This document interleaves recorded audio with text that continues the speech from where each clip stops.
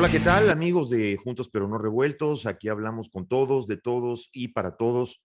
Y ante lo que acontece actualmente en el mundo, específicamente con la situación que estamos viendo entre Ucrania y Rusia, hoy tengo el gusto de tener aquí en este programa y poder platicar con la doctora María Cristina Rosas, investigadora, profesora e investigadora de Ciencias Políticas de la UNAM, internacionalista, y obviamente hoy, pues, muy recurrida en muchísimos medios, por lo que le agradecemos mucho que nos haya dado un ratito y que esté aquí con nosotros. Doctora, bienvenida. Gusto en saludarte hasta México. Muchas gracias, Juan. Un gusto estar contigo. Igualmente, doctora. Muchísimas gracias. Un honor. Cuéntame, estuve tratando de pensar cómo formularte las preguntas, pero estamos viendo que la información camina rapidísimo. Entonces, hoy nos levantamos viendo todo lo que acontece en cuanto a las negociaciones, doctora, que están tomando parte, que de hecho hace un rato se dice que ya terminaron, o terminó por lo menos esta ronda de negociaciones del día de hoy de Bielorrusia. ¿Donbass? Ajá, En entonces, Bielorrusia. aunque, Ok, ok. aunque no se Es habla que del se lugar está cortando. específico, Ujú, sí. ¿sí? No se habla del lugar específico, imagino que por motivos de seguridad y por motivos obvios, pues no se dice nunca el lugar específico. Al parecer, Ucrania no quería que fueran en Bielorrusia, ¿verdad? Por los antecedentes que hay con Lukashenko, que es otro pequeño Putin, otro pequeño Putin, según se dice. Pero, ¿qué se puede esperar de estas negociaciones, doctora? Eh, ¿Qué se puede esperar del panorama en general? Y además, por otro lado, pues vemos las afectaciones que esto ya está teniendo en Rusia, no solamente a nivel internacional, sino a nivel interno. Y estamos viendo a nivel interno, me refiero a la población y a esa oligarquía rusa que al parecer está perdiendo millones de dólares con medidas drásticas que nunca se habían visto en Europa, una medida drástica muy inusual. Te dejo los micrófonos, doctora. Bueno, respecto a las negociaciones, será un proceso largo, porque las negociaciones corren en paralelo con el desarrollo de las hostilidades entre Rusia y Ucrania. En 24 horas Rusia fue capaz de llegar hasta las puertas de Kiev.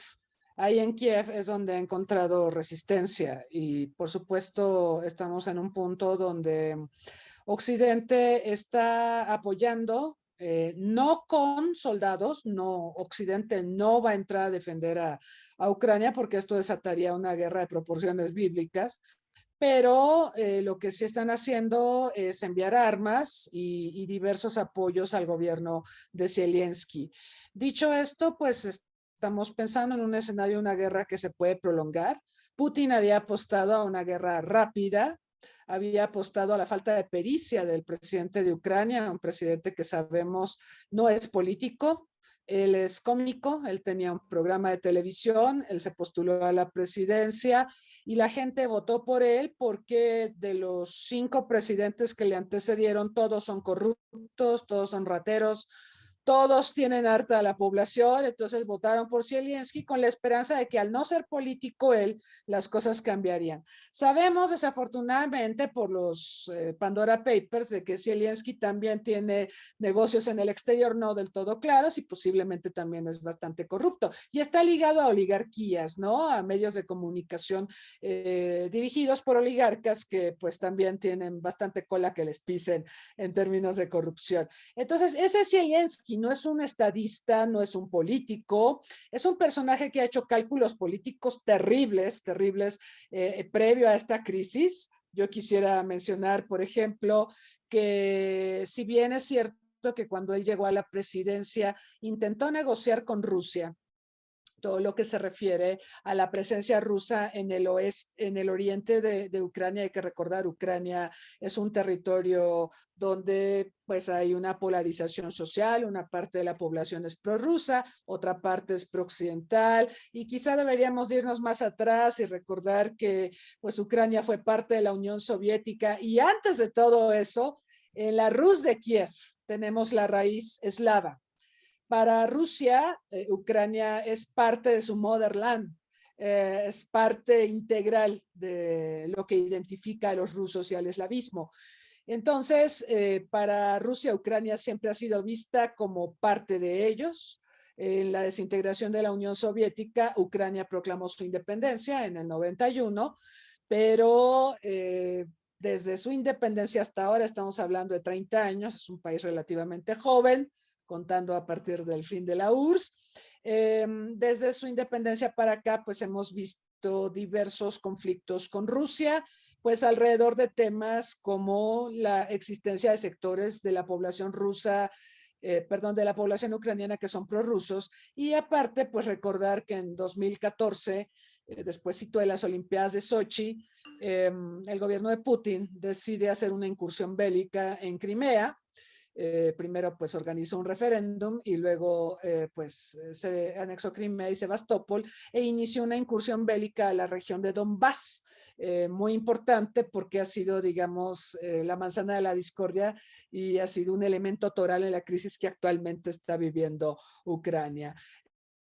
Entonces, vaya, la estrategia de Putin ha sido poco a poco posicionarse en partes estratégicas de Ucrania, pero evidentemente parecería que su deseo es anexionarse por completo al país.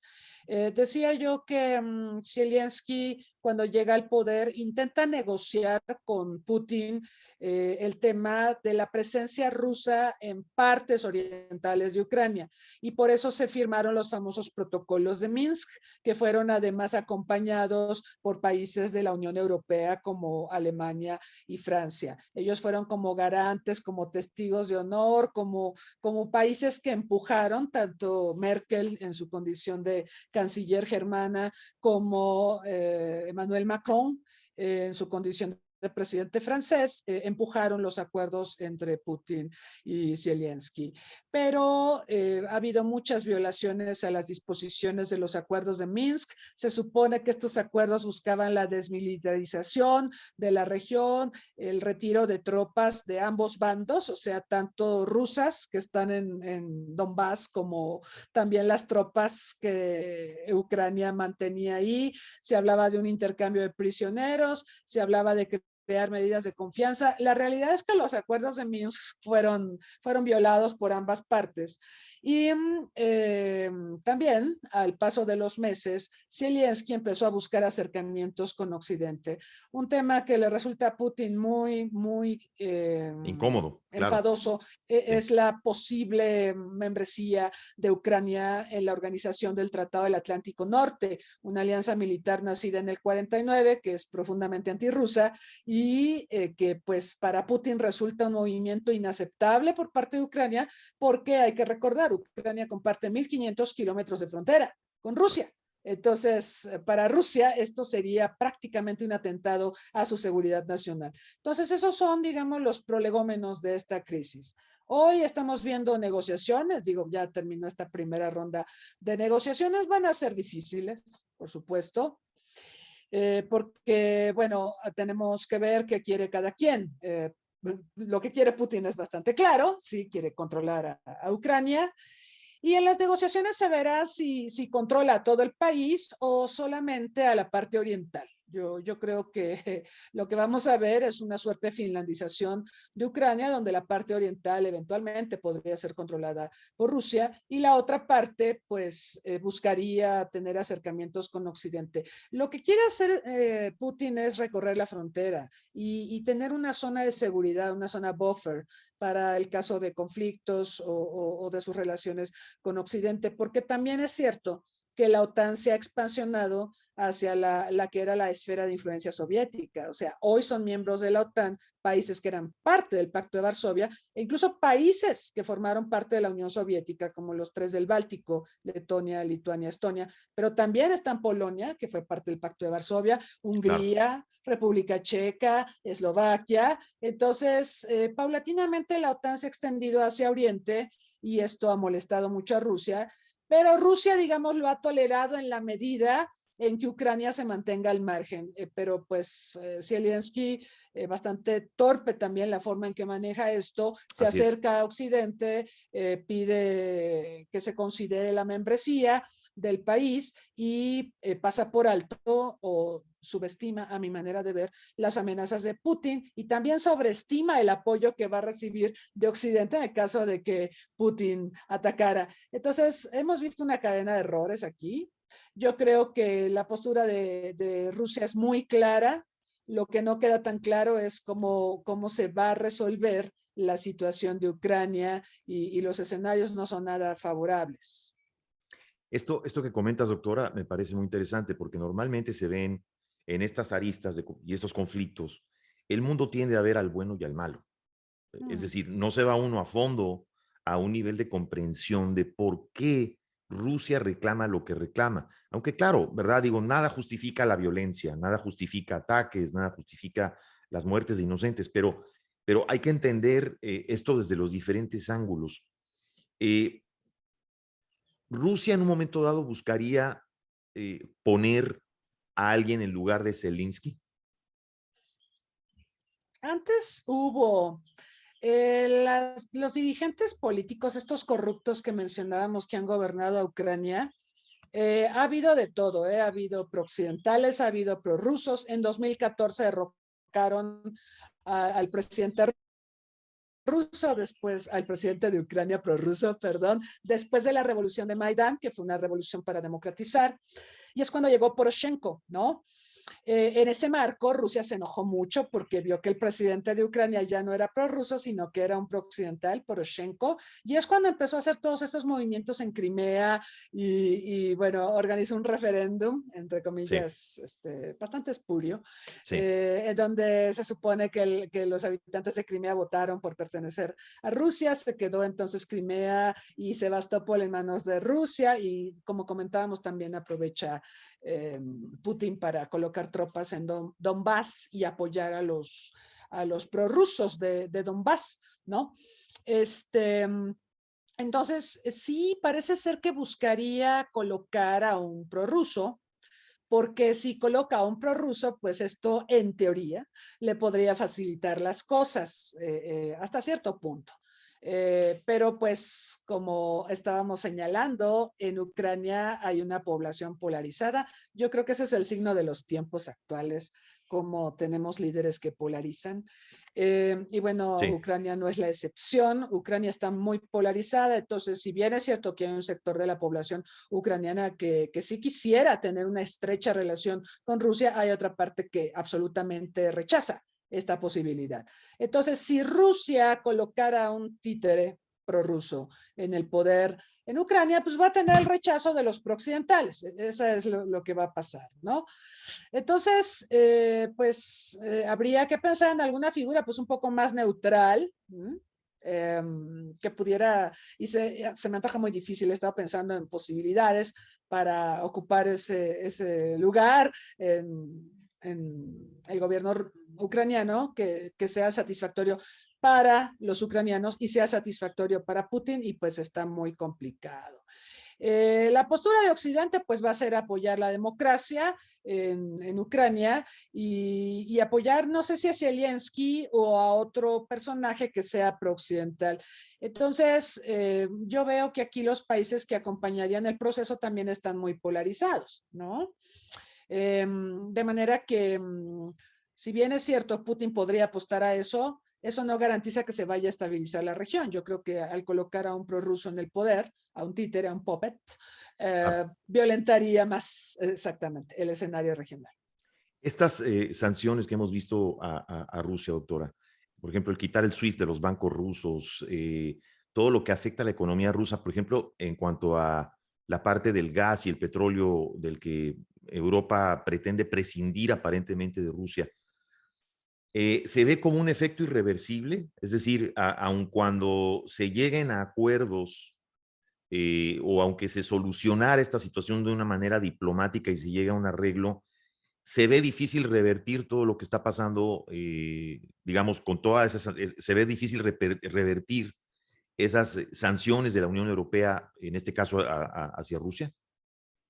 A ver, el tema de sanciones para Rusia y en su momento para la Unión Soviética no es un tema nuevo. En los tiempos de la Guerra Fría, Occidente siempre castigó a la Unión Soviética, la castigó por intervenir en los asuntos internos de un montón de territorios que luchaban por la libertad, por la independencia y demás. Todos recordamos esto, los movimientos de liberación nacional, y cómo tanto Estados Unidos como la URSS intervenían y cómo pues se peleaban literalmente en el tercer mundo. Nunca se llegaron a pelear entre ellos físicamente, ¿no? Pero sí se pelearon a partir de buscar predominio en diversas partes del mundo. La Unión Soviética fue sancionada varias veces. Yo me acuerdo, por ejemplo, cuando invadió Afganistán, vino un montón de sanciones de parte de Occidente. Me acuerdo que Reagan decretó un embargo de granos contra la Unión Soviética. Y entonces la Unión Soviética, que igual ahora Rusia, dependen mucho de la importación de alimentos para satisfacer las necesidades de su población, tuvo que buscar proveedores y pues resulta que uno de los proveedores resultó ser la dictadura argentina. Argentina, que es un granero del mundo, le empezó a vender granos a la URSS, aunque fueran dictadores y aunque fueran de derecha y fueran casi neonazis los que gobernaban en Argentina, pues se llegó a un arreglo con la URSS y la URSS pudo tener alimentos. Pero digo, mi punto es, las sanciones no son nuevas, punto número uno. Punto número dos, tanto la URSS como Rusia han sabido ser resilientes ante las sanciones. Cuando Rusia se anexó Crimea y Sebastopol y colocó o apoyó a los prorrusos en Donbass, también le hubieron sanciones, ¿sí? Que de hecho hay varios análisis que sugieren que cuando llegó la pandemia a Rusia, que ha sido bastante terrible en ese país, igual que en Ucrania, igual que en Europa en general y en todo el mundo, Rusia pudo sobrevivir y pudo adaptarse a la crisis económica que nos trajo la pandemia gracias a que ya era muy resiliente gracias a estas sanciones, ¿no? Se acostumbraron los rusos a vivir en austeridad con las sanciones. Ahora, yo he estudiado las sanciones, tengo un libro publicado en la materia, es el único que hay en México, se llama Sanciones, Zanahorias y Garrotes, y algo que he encontrado es que si las sanciones se prolongan demasiado tiempo, se vuelven en contra del sancionador. Ejemplo, Cuba, ¿no? Cuba siempre podrá decir que los males que aquejan al país son culpa de Estados Unidos por las sanciones, ¿no? Las sanciones aparte es difícil implantarlas de golpe y también es difícil quitarlas de golpe. Hay un caso muy estudiado por parte de la comunidad internacional, que son las sanciones amplias que se le aplicaron a Irak y que resultaron catastróficas para la población, porque se supone que las sanciones buscarían castigar a un régimen que se porta mal, pero y para que cambie su conducta, ¿no? Eso era lo que se quería hacer con Saddam Hussein. Pero lo que pasó es que las sanciones fueron tan amplias que Saddam Hussein le trasladó el costo de las sanciones a la población. Entonces se cayó el nivel de vida, se disparó la mortalidad infantil. Irak, que era un país como de clases medias, se convirtió en un país de pobres. En fin, los impactos fueron devastadores. Al final la población es la que siempre paga. Exacto, siempre los civiles inocentes. Lo estamos viendo ahorita en Ucrania. ¿Quiénes son los que más sufren? Pues la población. Claro. Los liderazgos van y vienen, ¿no? Pero la población es la que paga los platos rotos. Entonces, viendo el caso Irak y viendo que hay una reticencia de la comunidad internacional a aplicar sanciones porque no logran castigar del todo al que quieren castigar. Uno. Dos, no son tan efectivas. Algo que hemos concluido los que estudiamos este tema es que las sanciones no necesariamente te provocan un cambio de statu quo, ni llevan a que el sancionado modifique su conducta. Ahora, las sanciones son necesarias porque, y muy rápido lo explico, porque las sanciones están en medio del espectro político entre no hacer nada y hacer la guerra, ¿sí? Correcto. Entonces, para muchas figuras políticas, para muchos gobiernos, los occidentales sobre todo les encantan las sanciones, porque, pues, por ejemplo, Zelensky dijo, me dejaron solo, ¿y qué le contestó Occidente? No te dejamos solo, estamos sancionando fuertemente a Rusia. Sí. Ese es el umbral, ¿no? Entre no hacer nada y hacer la guerra, pues están las sanciones. Como para decir que se hizo algo, sí, o para que no se diga que no se hizo nada. Ok, pero ¿qué tan efectivas pueden ser? Acabo de explicar que Rusia tiene una tradición de recibir sanciones de larga data y es resiliente y se puede adaptar. ¿Cuánto puede aguantar con las sanciones? No lo sé, pero lo que sí sé es que ellos se han estado preparando para esta guerra y por lo tanto hay cálculos respecto a las posibles respuestas y castigos que la comunidad internacional iba a decretar contra Rusia. O sea, Putin es un estratega, nos guste o no nos guste, y él no se habría Y lanzado. seguramente esto ya lo tenía calculado, ya lo tenía previsto, ¿no? Por supuesto, que le iban a congelar las cuentas, que lo iban a declarar persona non grata, que le iban a cerrar su espacio aéreo. Él hizo lo mismo con las aerolíneas europeas. Ahorita es un caos la navegación aérea en Europa precisamente por estos cierres de espacios aéreos. Entonces, hay cálculos que él hizo y, por supuesto, pues Rusia es un país, claro, sí, que depende de hidrocarburos, de los ingresos que le generan estos hidrocarburos. Ahorita los precios pues, están por los cielos, como lo sabemos. Eso puede ser bueno en la medida en que los pueda vender y pueda cobrar por ellos. Por eso es tan grave lo del SWIFT.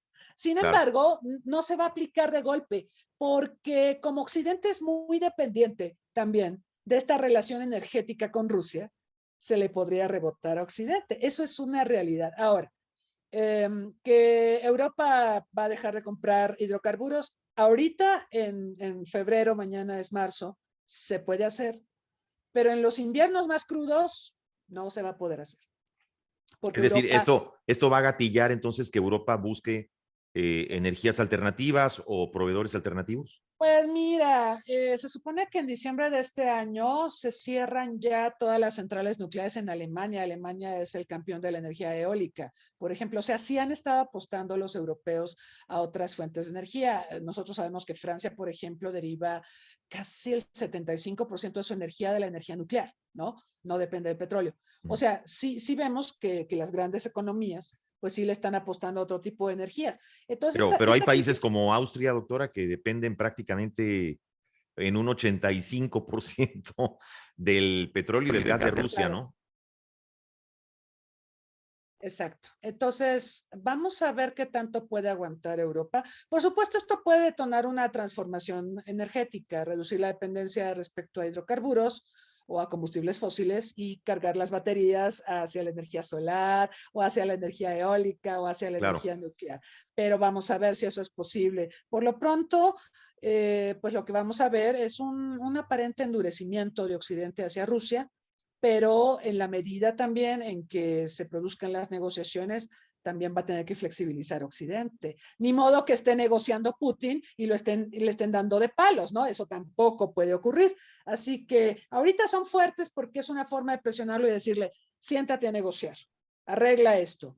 Ya que las negociaciones estén bastante avanzadas, ya sabemos que se van a romper en algún momento y van a regresar posteriormente a la mesa de las negociaciones, porque así ha sido siempre, así fueron los acuerdos de Minsk. Vamos a ver algunas interrupciones, pero a la larga se llegará a alguna negociación y en esa medida pondrá Putin sobre la mesa, no voy a seguir adelante en tanto no me vuelvas a colocar en los circuitos financieros internacionales y en tanto no me quites las sanciones de esto y de esto. Así que yo creo que es un momento difícil ahorita para Rusia, coyuntural, pero tiene con qué responder. Pero también es muy importante para Rusia que esto transcurra lo más rápido posible. Por eso le Exacto. apostó una guerra, Eh, una suerte, no me gusta usar la palabra porque se usó mucho en los tiempos nazis, una suerte de blitzkrieg, sí, una guerra relámpago. Las guerras deben ser rápidas, ¿no? Eso eso, nos lo han eso, dicho eso te iba todos a los preguntar, estrategas. porque digo, hoy las guerras ya son Claro, diferentes y claro. especialmente cuando está amarrada la parte económica, pues uno tiene que calcular la duración y la velocidad con la que esto se tiene que arreglar. Pero antes de dejarte ir, doctora, quiero preguntarte, ¿qué papel piensas tú que puede jugar China en esto? China se ha abstenido hasta el momento en sus votos en la ONU. ¿Cuál crees tú que es el papel de China en este momento?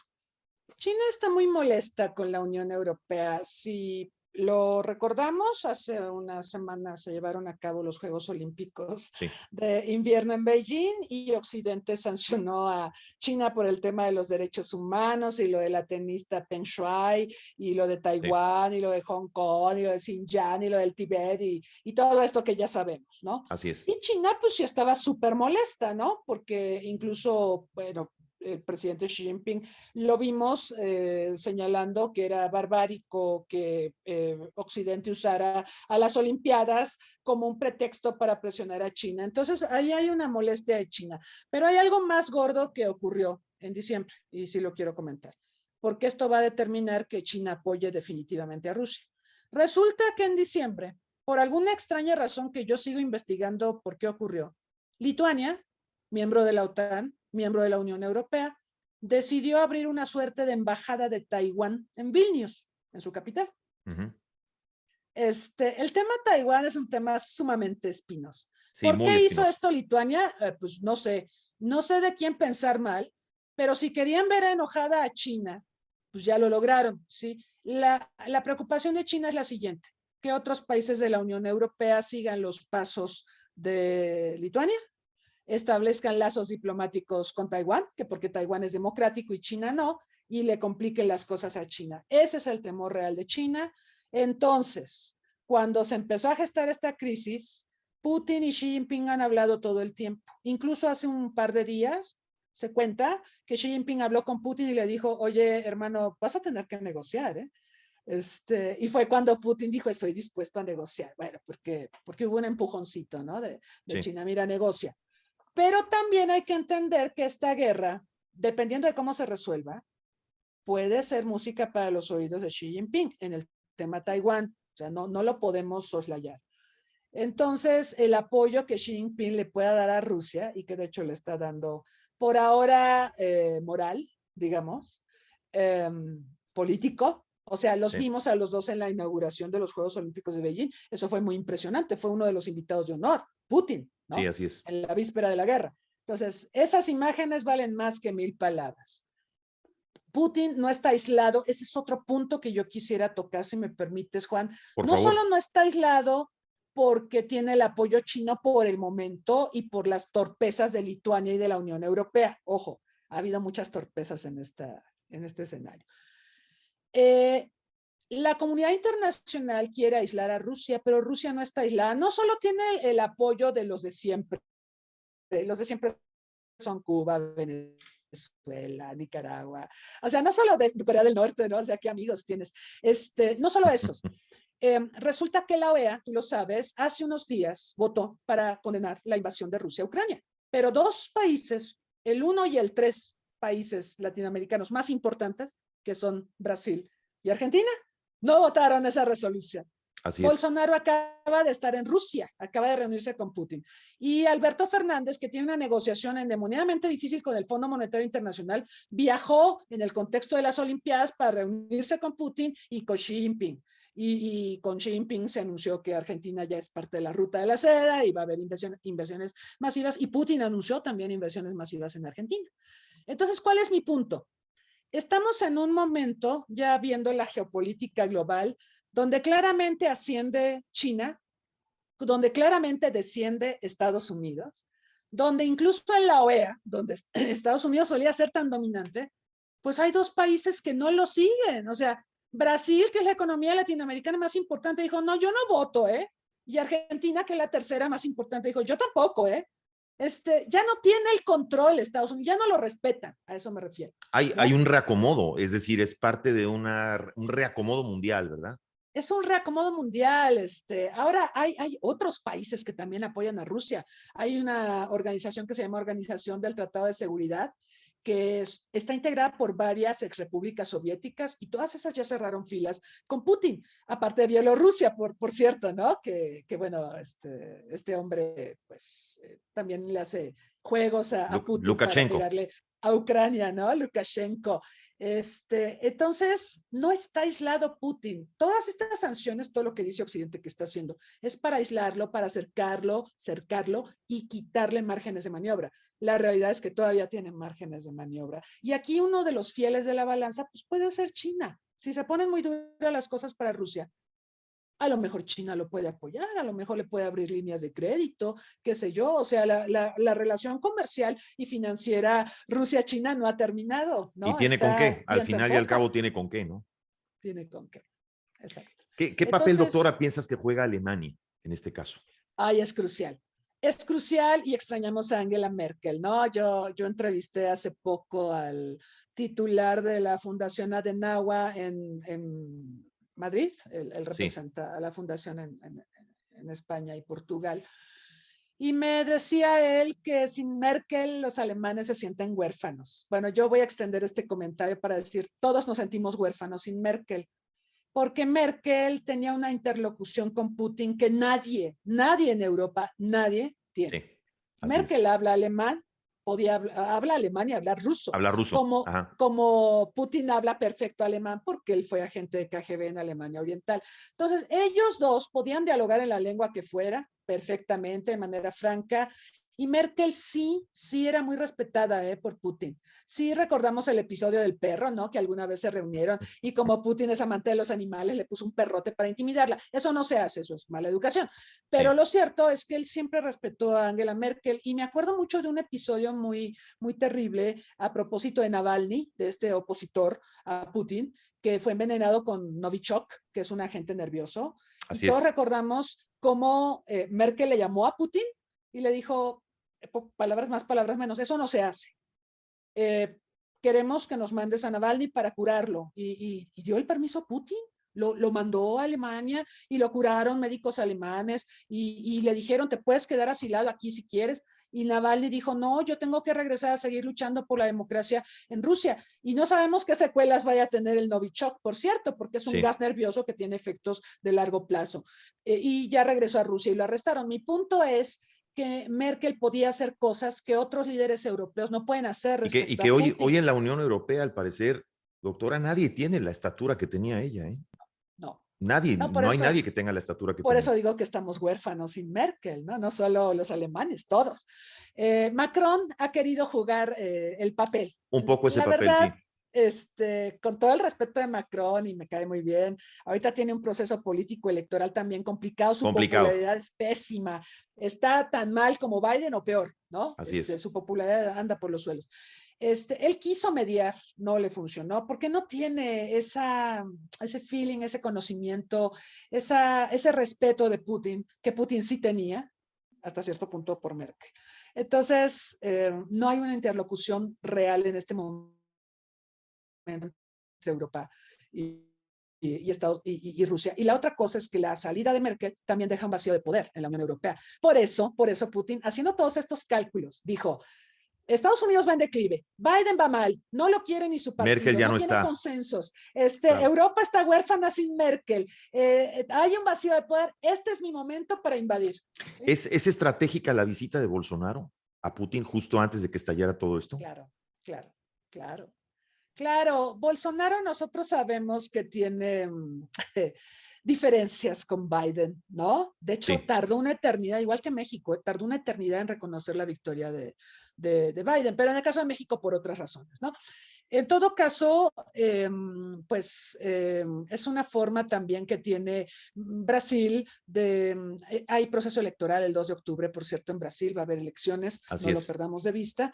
Él quiere, por supuesto, diversificar sus fuentes de apoyo, considera que Rusia puede ser una fuente de apoyo importante y también distanciarse de Biden.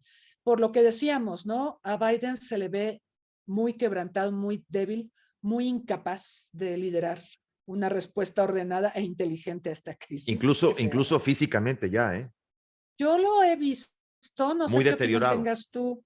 Yo lo veo mal, o sea, y cuando digo mal, no lo digo en mal sentido, ¿no? Así es. No, se ve mal, se ve atribulado, se ve débil, se ve molesto, ¿no? También, pues, acuérdate de este episodio, de este numerito entre Trump y Zelensky, cuando, pues, tenía Trump el proceso electoral, le habló a Zelensky y le dijo, oye, dame información sobre el hijo de Trump que yo pueda utilizar contra Trump en el proceso electoral. O sea, Zelensky a los ojos de Biden es un traidor, es un conspirador. Entonces, cuando se toca el tema de Ucrania, sí se le ve molesto a Biden, molesto y fastidiado y también mucha impotencia. O sea, la imagen que proyecta, incómodo. Su lenguaje corporal es de incomodidad, de fastidio, de casi esto es lo que nos faltaba, ¿no? Que el presidente de Ucrania nos arrastrara a esta crisis y demás. Y bueno, ahí hay otro elemento, y eso también lo calculó muy bien Putin, que Biden tiene ciertas reticencias con Zelensky, porque Zelensky conspiró contra él de la mano de Donald Trump. Entonces, y la gran pregunta que se hace mucha gente aquí en Estados Unidos, doctora, es, ¿esto hubiera sucedido con Trump al poder? ¿Cómo hubiera reaccionado Trump en el poder en todo esto? Porque mucha gente aquí se pregunta eso. Yo me he preguntado eso. Todos sabemos cómo fue Trump con la comunidad que además acaba de declarar que obviamente tiene abiertamente una admiración por Putin, ¿no? Ah, claro, sí, casi le aplaude y le hace una fiesta, ¿no? O sea, qué cosa Sí, tan grotesca, ¿no? A mí me llama mucho la atención, Juan, que cuando Trump fue presidente, despotricó contra todos, contra Merkel, contra Macron, se burló de Merkel varias veces, no le dio la mano a aquella escena famosa en que estaban en la Casa Blanca y los reporteros les decían, dense la mano, y el otro, o sea, qué tipo más terrible. Eh, Habló mal de China, por supuesto, se bronqueó con China, con la Unión Europea, con la OTAN, a nosotros nos presionó con lo del muro y tantas cosas. Bueno, el único presidente el que jamás habló mal fue Putin, pero no fue solo Putin. eso, Juan. ¿Te acuerdas que hubo N reuniones a puerta cerrada entre Putin y Trump cada Sí, que había alguna cumbre? Se reunían a puerta cerrada, ni siquiera estaban los asesores de ellos, me imagino que algún traductor tendría que estar, porque no creo que Trump hable ruso, pero se reunían a puertas cerradas y esto despertó un montón de sospechas respecto a las cosas que estaban en juego y los intereses que Trump pueda tener en Rusia. Sí sabemos que él quería crear una Torre Trump en Moscú y que tiene intereses comerciales en Moscú y que necesita el aval de Putin. Y bueno, creo que le gusta el estilo de Putin, el estilo le autoritario. gusta el estilo de Putin y no solo eso, también le gustó el estilo de, en cierta forma, porque lo declaró abiertamente, el estilo en cierta forma, aunque no lo diga, pero creo que también le tiene admiración, cierta admiración a Sí. Xi Jinping, Uh -huh. así como se la tenía a este Kim Jong-un, ¿no? Es Eh, cierto, el de Corea del al de Norte. Corea del Norte. Entonces, pero la gran pregunta que mucha gente hace aquí es si esa balanza se hubiera emparejado un poquito, si el presidente Trump sería un factor en este momento Sí, para equilibrar tal vez sí. o para, digamos que equilibrar o tal vez nivelar este aparente descontrol de lo que está pasando. Y aparentemente mucha gente llega a la conclusión y dicen que sí, habría una gran diferencia. Sí. Una gran diferencia, porque Trump tenía interlocución con Putin, nos guste o no, es una interlocución que Biden no tiene. Biden se estrenó en la presidencia llamando asesino a Putin.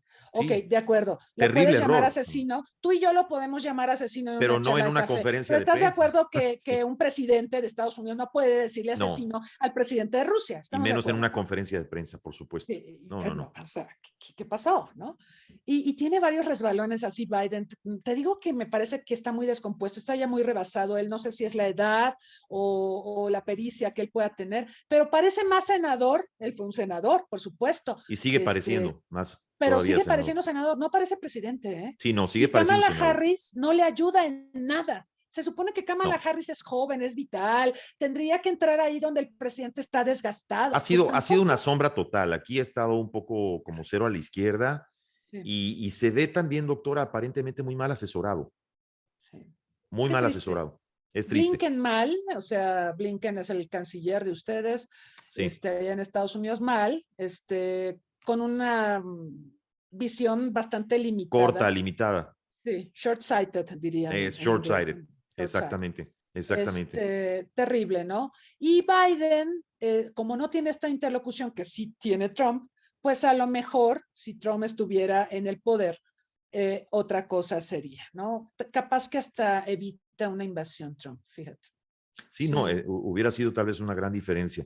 una enorme Doctora, diferencia. cualquier conclusión que nos quieras dar antes de despedirnos, Um, yo sé que es mucho decir porque las cosas están cambiando tan rápido y tan Cambian por hora, drásticamente por minuto. por minuto, literal. Entonces recibimos información a cada ratito de cosas que suceden.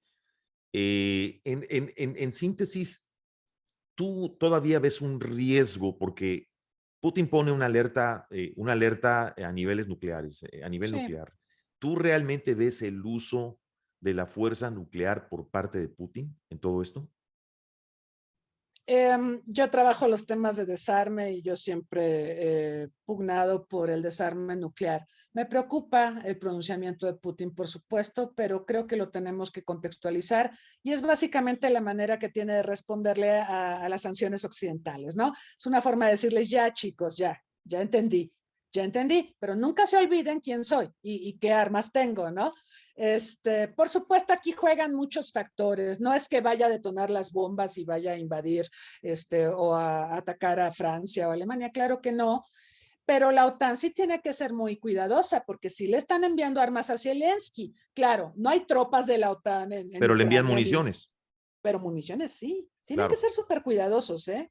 De hecho, la primera actitud de la OTAN fue solamente sancionar a Putin y no armar a Ucrania, porque pues esto podría desencadenar una grave crisis. Pero luego se dieron cuenta de que si armaban a Ucrania, la guerra se puede prolongar y se le pueden complicar las cosas a Putin. O sea, cada cosa tiene su razón de ser Su en razón. esta contienda, Pero él fue ¿no? claro, Putin fue claro en poner el estate quieto antes de sentarse a la mesa de negociación. O Sí, sea, sí, sí, como sí, sí. diciendo, yo me voy a sentar, pero ahí les va. Es decir, Sí, ahí está. Soy potencia nuclear. Cuando se muy quiso directo. debatir el tema en el Consejo de Seguridad, dijo, pues yo tengo derecho de veto, ya cállense, esto no se debate aquí. Entonces, o sea, si son negociaciones desde la fuerza, ¿no? De poder duro, ¿no? Se habla mucho del poder suave. Pues ahorita vemos el poder duro en esplendor en el caso de Rusia. Y pues sí, son sus cartas, las tiene que jugar porque pues también las sanciones aunque van a tardar en producirse y están empezando a sancionar poco a poquito, no creas Sí. que cuas las Sí, sanciones, son no, graduales, sí, porque no las tiene pueden que ser aplicar tan gradual, rápido. ¿no? Hay muchos Es intereses gradual. de por medio, claro, Así es. Así es. pero, pero es una forma de decirles, cuidado, no se olviden de quién soy, ¿sí? No soy Irak, ¿no? Porque, bueno, yo también me acuerdo, Juan, de todo lo que pasó en 2003 cuando Estados Unidos decidió invadir Irak. Sí. Sí protestamos muchos países, pero ahorita toda la condena mundial Y hacia, lo de las hacia armas Putin, nucleares lo de las también, y armas decían nucleares, sobre pues eso sí, no, o los sea, no, misiles famosos, aquellos que no, pues hay nunca, niveles de conflictos, ¿no? sí, Entonces, Putin no es Saddam Hussein, bueno, que nos quede claro, si es que a alguien no le ha quedado claro todavía. Rusia no es Irak y yo creo que hay que ser creativos en la búsqueda de soluciones porque, bueno, hasta donde ha llegado ahorita Putin, pues sí tiene controlado buena parte del territorio ucraniano y yo recuerdo cómo fue el proceso de liberación, de desnazificación de Europa en la Segunda Guerra Mundial. Ahí hasta donde llegó Rusia, ahí se quedó con la mitad de ¿no? Europa, Y ¿no? Pues recordamos la historia es bonita revisarla también. apenas lo de Crimea, doctora, también, Exacto. recordemos cómo sucedió lo de Crimea, cómo lo fue agarrando poquito a poquito, poquito, esa operación mordisco, Son los mordiscos, sí, exacto. sí, Y increíble, sigue dando increíble. mordiscos, sí. Doctora, muchísimas gracias. Te quiero agradecer de verdad que nos hayas, ahora sí que abierto el panorama, de verdad. Muchas gracias por tu tiempo. ¿Dónde te pueden seguir, por favor, en redes? En redes, pues estoy en todas las redes. Tengo mi página web Sí, www.mariacristinarosas.mx. En Twitter, mcrosasg, o sea, arroba mcrosas. @MC Rosas G. Sí, MC de María Cristina Rosas G, MC Rosas G. Y en Facebook, pues estoy como María Cristina Rosas también, entonces ¿Nos está repites tu fácil. página web, por favor, doctora? Claro, www.mariacristinarosas.mx. Perfecto. Perfecto. Pues, doctora María Cristina, de verdad te agradezco muchísimo. Gracias por haber estado hoy con nosotros y por habernos ayudado a entender un poquito la complejidad de esto que está pasando. Claro que sí, Juan, un placer. Muchísimas gracias. La doctora María Cristina Rosas, amigos, síganla en redes. Gracias por haber estado con nosotros. Estaremos siguiendo de cerca este conflicto. Nos vemos y nos escuchamos la próxima.